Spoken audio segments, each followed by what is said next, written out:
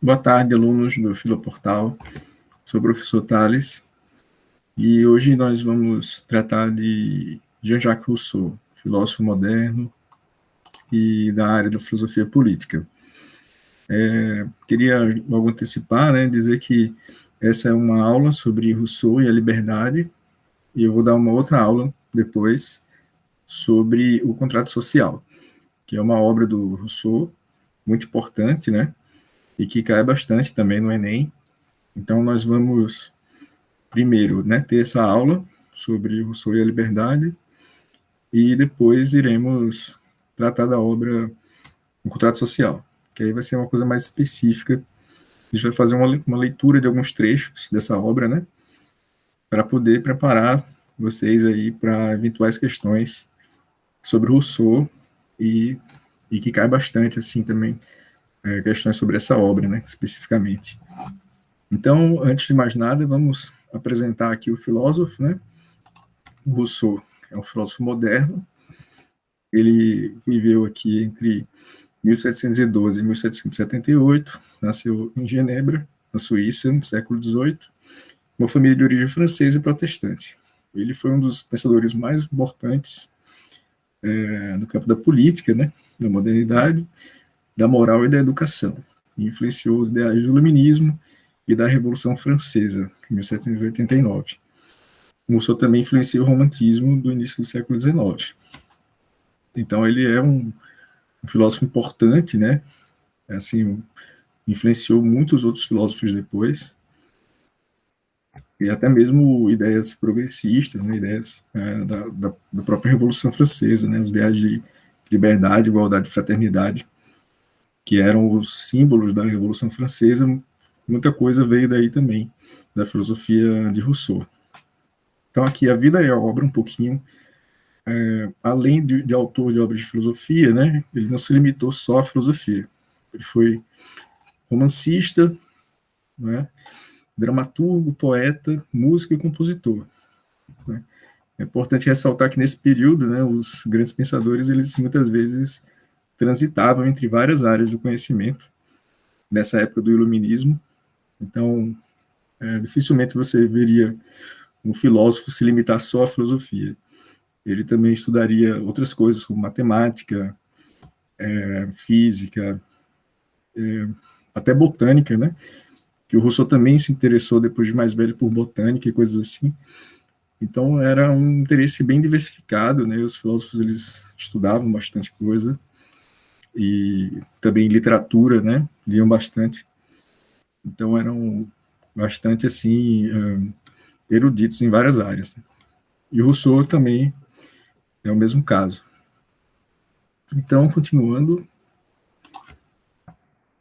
aqui a gente vê as principais obras do Rousseau, A Nova Heloísa, o Contrato Social, que é o que nós vamos abordar no próximo encontro.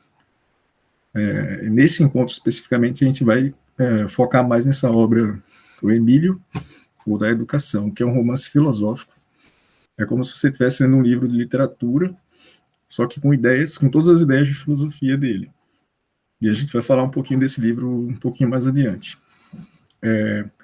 Mas aqui já adianta, fala dos princípios de educação para o cidadão em busca da verdadeira liberdade.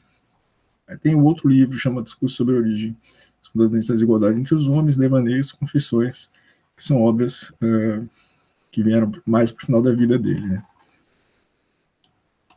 Então, vamos tratar aqui de algumas ideias, as ideias principais desse filósofo,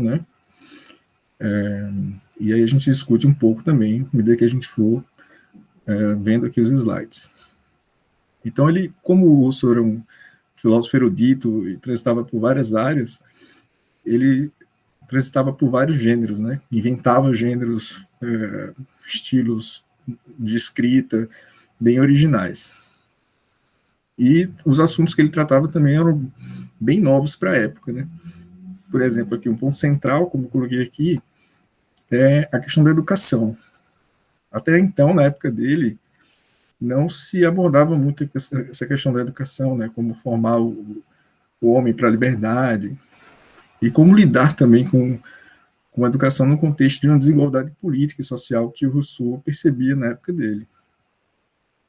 Ele criticava essa civilização que torna alguns senhores e outros escravos, né? Na época dele ainda existia escravidão, e ele era um crítico disso, da escravidão. Para ele, os homens tinham que viver todos em liberdade e igualdade, tinham que ter algum tipo de garantia social que pudesse torná-los todos iguais, né?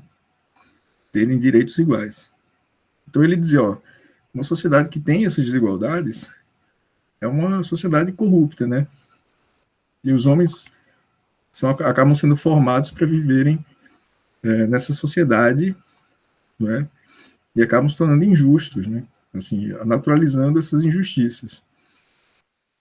Então, essa tese famosa dele de que o homem nasce bom, mas a sociedade corrompe o homem, né? Quer dizer, dessa sociedade, do jeito que ela se apresenta, ela deveria ser criticada para que os homens pudessem ter, de fato, a liberdade e o direito de serem iguais, viverem e desfrutarem a sua vida da melhor forma possível. Então, uma grande questão que ele coloca, né? Ninguém colocava na época, ele traz esse problema, é como formar o cidadão sem deformar o homem. Né? O homem nasce bom por natureza, mas a sociedade corrompe o homem, porque a sociedade é injusta, ela cria desigualdades sociais, alguns são senhores, outros são escravos, alguns são ricos e têm poder sobre a terra, né, no governo e tudo, e outros nascem pobres, não têm nem condições de sobreviver direito. Então, como formar o homem, né? Como formar o cidadão sem deformar o homem nessa sociedade. E aí, essa citação aqui é do livro do Emílio, quando ele está discutindo sobre a educação. Qual é a melhor forma de educar o homem, né? O cidadão, né? E ele diz aqui, ó, tudo está bem quando sai das mãos do autor das coisas. O autor das coisas é Deus. Para ele aqui. Tudo degenera entre as mãos do homem. Ele força uma terra a alimentar as produções de outra, uma árvore a carregar os frutos de outra. Mistura e confunde os climas, os elementos, as estações. Mutila seu cão, seu cavalo, seu escravo. Perturba tudo, desfigura tudo. Ama a deformidade e os monstros. Não quer nada de maneira como a natureza o fez. Nem mesmo o homem é preciso que seja domado por ele, como um cavalo adestrado. É preciso apará-lo à sua maneira, como uma árvore de seu jardim. Aí ele fala aqui, né, essa citação que é bem crítica, né, que ele diz, olha, as coisas, né, são boas, né, assim, da sua natureza, quando o homem nasce, ele nasce bom. Só que o problema é que o homem se degenera nessa sociedade, não é, e acaba explorando, se explorando e explorando os outros também, né, e aí deforma as coisas. O que era bom agora se torna bastante nocivo, né? Cheio de vícios e problemas. Então ele está trazendo essa discussão, né? Como é que a gente pode pensar essa formação do cidadão, né? Preservando esse lado bom do homem, né? Do ser humano. O Rousseau, ele é um filósofo que vê um lado bom do ser humano, mas a forma como a sociedade está estruturada, como a sociedade se organiza, é que é o problema, que muitas vezes corrompe essa bondade natural que o homem tem. Então aqui, essa é uma descrição sobre o livro do Emílio, né? Que o livro Emílio começa com uma reflexão geral sobre a infância e a educação doméstica, porque o Rousseau acredita que a partir da infância que é possível formar o homem para manter e preservar esse lado bom dele, né? Então, esse livro é um romance, e tem um personagem que é um órfão, né? E entrega a um professor chamado Jean-Jacques, que é o próprio nome do Rousseau, Jean-Jacques Rousseau. Esse professor conduz a educação dessa criança até a idade adulta, preparando-o para o casamento. Então, a história segue um misto de tratado político, meditação filosófica, ética e política, e termina como um tratado sobre educação e a moral. Pode ser entendido como um diálogo de Rousseau consigo mesmo, e o próprio Rousseau, porque o próprio Rousseau foi professor de crianças pobres na época, né? Na época de Rousseau, você tinha os professores que iam na casa, eram contratados para ir na casa da criança para dar aula, né? E essa criança também ia na casa dele para dar aula, para ele dar aula e tudo. Então tinha essa dinâmica. E o Rousseau foi professor durante muito tempo, e com base nessa experiência que ele teve, ele escreveu esse livro, né, com várias ideias filosóficas, meditações, e uma história, né, que tem esse órfão, né, essa criança órfã que vai aprendendo a como ser um cidadão. Então, as ideias do Rousseau trazem essas reflexões sobre educação, né? E é uma importante contribuição na sua época para pensar o tema do desenvolvimento infantil, a descoberta dos sentidos, das emoções e da consciência. Reflexões completamente novas na época que ajudaram a elaborar a ideia de uma fase infantil do ser humano, que deve ser respeitada com suas características próprias em construção. Essa ideia também da valorização da infância, né, como uma fase muito importante para o desenvolvimento do ser humano, ela começa a ganhar força, né, nesse período aí, justamente por causa dessas reflexões de Rousseau. Porque até então, aqui, continuando o slide, né, até então a infância era tratada como uma fase qualquer, não se dava tanta importância a esse período, né, da formação do ser humano. A criança era um adulto em miniatura, ilimitado, então era desprezada, assim, não se importava muito, as pessoas ignoravam a importância da infância, né, e o Rousseau, ele traz essa dimensão, né, para a gente poder pensar que essa fase é importantíssima na formação do homem, e é preciso filosofar, né, refletir sobre ela para formar um bom cidadão. E aqui está a frase famosa dele, né, o homem nasce bom, mas a civilização o corrompe. Então ele é um filósofo crítico, ele não apenas descreve as relações entre indivíduo e sociedade, mas ainda julga e avalia os resultados das formas adotadas de sociabilidade.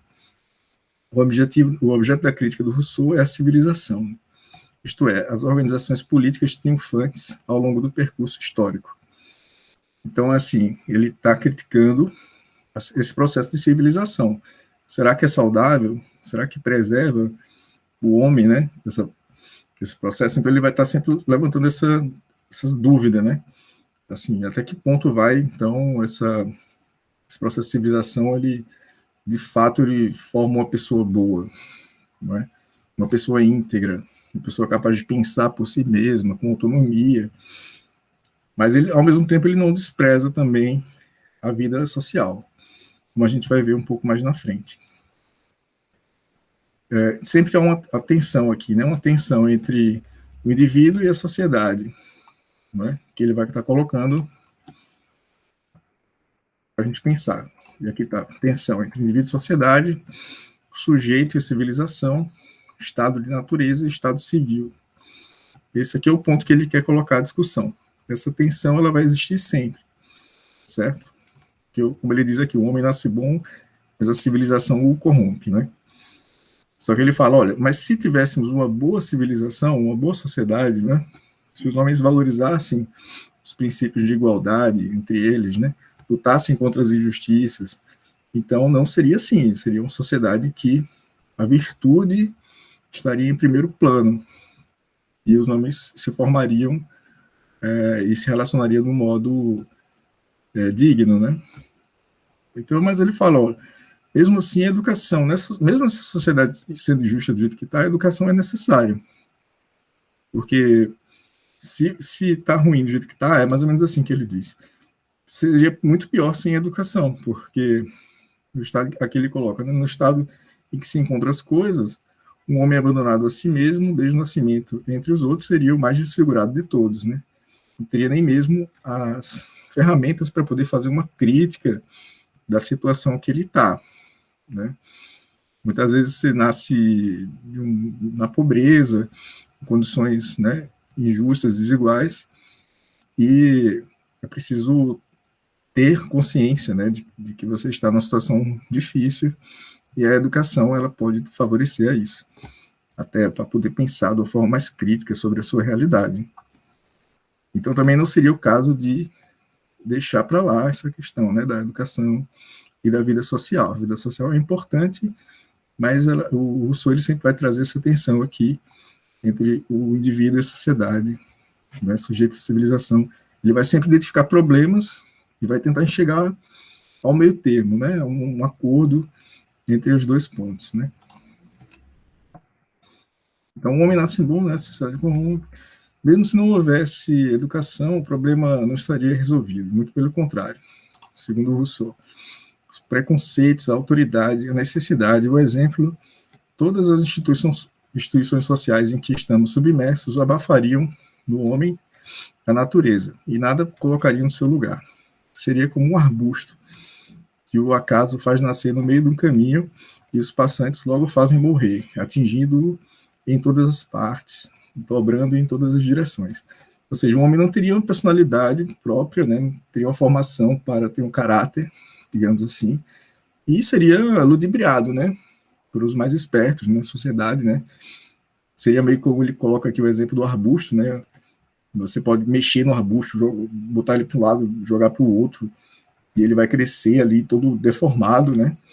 Sem um horizonte, assim, sem um critério para poder ser um cidadão, né?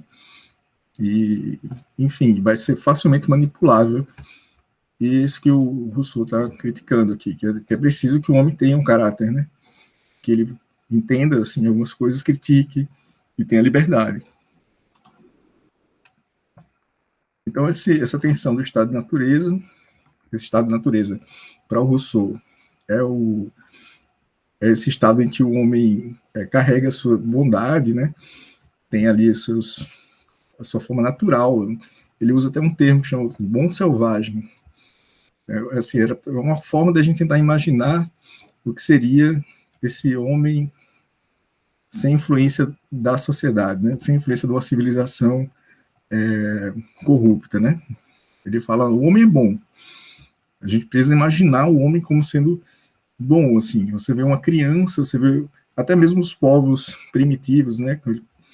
Que esse termo não é usado, né? Mas na época dele era usado. Esse termo dos homens primitivos, que eram os indígenas, né? Os povos. Hoje nós usamos o termo povos originários. São os índios, né? As tribos, né? Enfim, que vivem ali, né? Uma vida feliz, né? Assim, vivem em comunidade. Então você vê que tem problemas que afetam o homem ocidental, que não afetam esses povos, né? Eles estão preocupados ali com a própria comunidade deles e tudo, e vivem tranquilamente, né? Sem muitas complicações, né? O homem, né? Segundo o homem europeu é que gostava de complicar, né? De explorar os outros, né? Inclusive até essas culturas que se diziam primitivas e que muitas vezes eram muito mais evoluídas do que a cultura europeia, né? Então ele fala aqui, ó, essas tensões permanecem ao longo de todo o pensamento do Rousseau, né? Estado da natureza versus o estado civil. E aparece sob diversos aspectos. Simplificando os exemplos, poderíamos dizer que há uma tensão entre o sistema da desigualdade e a realização essencial do homem como sujeito livre.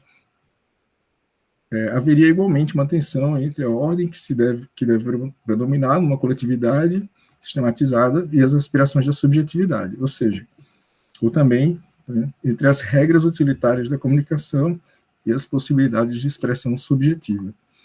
Então, a gente, quando esse homem primitivo ele entra em contato com a sociedade, que muitas vezes carrega ali suas injustiças, né, seus modelos, suas desigualdades, ele precisa também se adequar a certas convenções, a certas regras sociais. E muitas vezes essas regras, elas acabam, como é que eu posso dizer, limitando essa natureza que ele tem, que é essencialmente boa, não é? Que é ingênua, né? Que não conhece muita coisa. E o Rousseau ele quer pensar um tipo de educação que preserve esse lado bom, né? Que preserve essa liberdade, esse estado de natureza autêntico do ser humano, que isso não seja corrompido por essas relações sociais, né? E para isso ele vai estar sempre criticando, não é? Sempre levantando essa suspeita contra a civilização. Peraí, o que você está chamando de civilização? Será que isso aí não vai me corromper? Não vai tirar alguma coisa de mim também, que é alguma coisa que eu tenho como princípio, né, ético e tudo mais? Ele vai estar sempre questionando isso. Continuando, aqui mais uma vez, na natureza sobre a cultura, é mais ou menos aí que se situa o problema. É sempre como é que eu posso dizer, um atrito, assim, entre natureza de um lado e cultura de outro. Vai ser uma tensão constante, uma briga entre esses dois lados aí do ser humano, tá bom? Essa tensão constitui o eixo do seu pensamento, a oposição entre natureza e cultura. Mas ele também não sai disso, assim, nem por uma via nem por outra. Ele quer conciliar os dois, pensar uma educação que possa tornar o homem mais livre. O processo civilizatório e a deturpação da originalidade humana. Ele diz que algo é perdido nesse processo, né? Quando o homem vai entrando na sociedade e acaba também seguindo regras que muitas vezes são injustas, né? Então ele pergunta aqui, como fazer para que a natureza humana desde a infância não seja corrompida pelo processo educativo numa sociedade injusta e desigual? Aí ele vai ressaltar essa passagem do estado de natureza para o estado civil, né, que implica uma perda dessa condição primitiva e original para a condição de um homem que desenvolve suas faculdades racionais. Tem uma perda e tem um ganho aí, né? Do lado eu saio de uma situação de isolamento ali, em que eu estou assim, sozinho, sem relações com outras pessoas direito, né, me limitado ali, e passo agora a viver em sociedade, tenho que aprender coisas novas, vou estar sempre exercitando a minha capacidade de reflexão, de raciocínio. Então, ele diz aqui que nesse processo o homem passa de um animal estúpido, né, para um ser inteligente, um homem, de fato. E aí ele fala, olha, o grande problema desse processo, ali, quando ele vai entrando na civilização, é essa exploração do homem pelo homem, não é? Que acaba deturpando o que poderia ser algo para o seu crescimento, não é? Então ele vai estar denunciando isso o tempo todo. Aqui a gente vai ler, ó, a passagem de uma condição para outra, ou seja, a passagem do isolamento, da condição da natureza, para a vida em comum, a vida social, é fruto da liberdade e da humanidade. Esse processo ele diz que é, beleza, faz parte também. Mas os problemas começam quando começa a ter o abuso da condição civil. Quando a gente... É como se, assim, o problema começa quando a gente começa a ficar muito civilizado. Porque esse excesso de civilização, ele carrega, muitas vezes, problemas, assim, que estão intrínsecos de injustiça, de exploração, que muitas vezes a gente acaba nem percebendo. Essa civilização, ela carrega bastante coisas negativas também. De querer sempre se dar bem, né, nas situações e tudo. Isso aí ele diz que é uma carga, uma educação que é feita, que é toda preparada assim desde a infância para que as pessoas sejam egoístas e só pensem em si mesmos. Então ele vai estar denunciando isso, né? Ele fala, olha, a civilização como se encontra, ao invés de favorecer o desenvolvimento da inteligência e das faculdades humanas, acaba enfraquecendo, dissimula e atrapalha e vicia o ser humano na ignorância. Isso faz com que se naturalize a injustiça e a exploração.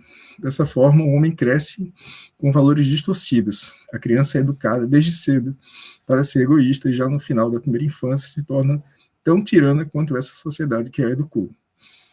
Vivemos em uma sociedade com regras que prendem o homem, o corrompem e o limitam. Seria preciso encontrar uma educação que o tornasse consciente de si, e ao mesmo tempo consciente da importância de uma vida social, igualitária e livre. Então, como é que a gente vai achar, então, essa educação, né?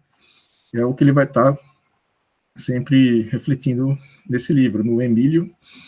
Ele vai tentar pensar a melhor forma de educar o ser humano dentro de uma sociedade injusta. E aí agora a gente entra propriamente no tema da liberdade, né? A gente falou um pouco sobre a liberdade antes, mas agora a gente vai pontuar melhor isso. Então, assim, como ele diz aqui, essa liberdade ela só é completa quando há essa conciliação da parte natural do homem, né, e dessa parte social, quando elas se juntam, né, se conciliam de algum modo, da melhor forma possível. Mas para isso é preciso uma educação que favoreça, né, essa formação do homem, sem regular e nem prender o homem, nem tornar o homem escravo, nem tornar o homem um tirano.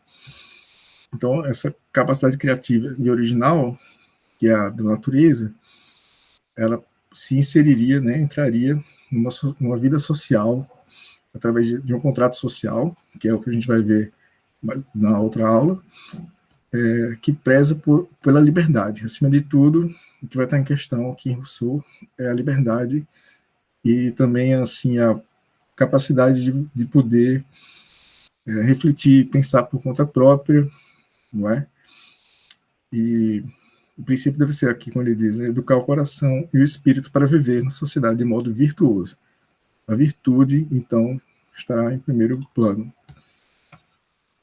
É preciso restituir ao sentimento a liberdade de origem para que possamos imaginar o que era o homem antes que a história o constituísse e antes que a civilização o deformasse. Ainda que isso não possa ser encontrado, é no aprofundamento da subjetividade autêntica que deve ser procurado. Mais importante do que o trabalho da razão é o desfrutar do pensamento. Então, uma frase bem interessante, né? Porque não é simplesmente ter razão, ser o mais inteligente e tudo, mas sim desfrutar poder ter tempo livre para desfrutar do pensar, né? Da reflexão, né? Pensar em valores éticos, né? Para uma vida social. Então ele vai dizer assim, olha, essa ideia mesmo que ele traz do bom selvagem, talvez nunca tenha existido, né, de fato, um bom selvagem, mas é preciso imaginar isso, como é que era o homem, assim, nesse estado natural. Ele provoca um pouco nesse sentido. É que a gente nasce já numa sociedade, né, numa cultura e tudo mais. Só que o homem, se a gente for imaginar, assim, o estado de natureza, ele desde o berço ali, quando ele é bebezinho, ele é inofensivo. Ele nasce, a criança, você vê como é que é, a criança é livre, né? Ela não tem amarras, ela brinca, né? Então ele pede para a gente imaginar, olha, esse estado natural do ser humano pode se desenvolver de uma forma muito mais rica, né? Se tiver uma educação adequada, né, que possa assim domar essas paixões, esses vícios, né? Essa coisa muitas vezes é egoísta de só querer para si, né? Uma coisa meio irracional até, né? Mas ele diz, olha, é possível conciliar esses dois polos, né?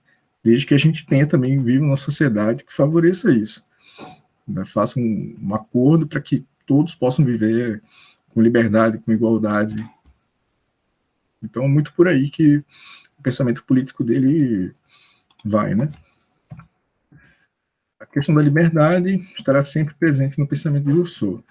Ele sempre vai colocá-la como um ponto principal. A liberdade é a conciliação do estado de natureza, do ser primitivo com a vida em sociedade, de modo virtuoso e criativo, que respeite o pleno desenvolvimento das sublimes capacidades do homem e o torne mais livre e autêntico, o mais livre e autêntico possível. Então, conciliando tudo isso, é possível uma educação diferenciada, né? Uma educação que preze por esses valores, né? Princípios da liberdade, né? Do ser humano, de uma vida mais criativa também, né? Que ele não se submeta, mas que ele possa pensar por si próprio, né? Que ele não se submeta a nenhuma autoridade, né? E reflita, né?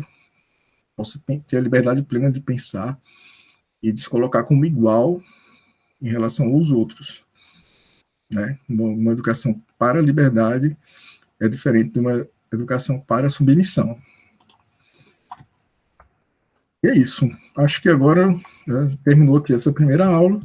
Deixo essa tirinha aqui para a gente pensar um pouco, né? Como é que seria essas ideias de Rousseau hoje, né? Nessa época das redes sociais, do Facebook. Ele é uma tirinha bem interessante. Vou deixar vocês pensarem um pouco sobre ela. É o Rousseau que entra no Facebook, né, e fala, antes era a terra de ninguém, agora está cheia de regras. E essas regras são boas, mais ou menos como se ele estivesse questionando essas regras. Muitas vezes essas regras elas não são boas. Elas servem para amordaçar, para prender o homem, como ele diz, né, acorrentar o homem, em vez de libertá-lo, né? Então eu preciso fazer uma análise crítica para ver se essas ideias são boas, se essas regras são boas ou não. E não é que todas as regras sejam necessariamente ruins. Existem regras boas e regras ruins. Mas ele diz, ó, agora o Facebook está cheio de regras. O homem nasce livre, mas por toda parte enquanto ser acorrentado. Aí ele vai lá pro celular e precisa postar isso. Seria o Rousseau hoje, nos dias de hoje, nas redes sociais e no Facebook, né? Então é isso, gente. Agradeço vocês terem chegado até aqui. Desejo bons estudos para vocês. E a gente vai retomar depois com o livro O Contrato Social, na próxima aula, assim que eu poder me organizar aqui. Eu estou preparando essa aula, mas certamente até quarta-feira vai estar saindo. Eu agradeço mais uma vez a atenção e um abraço.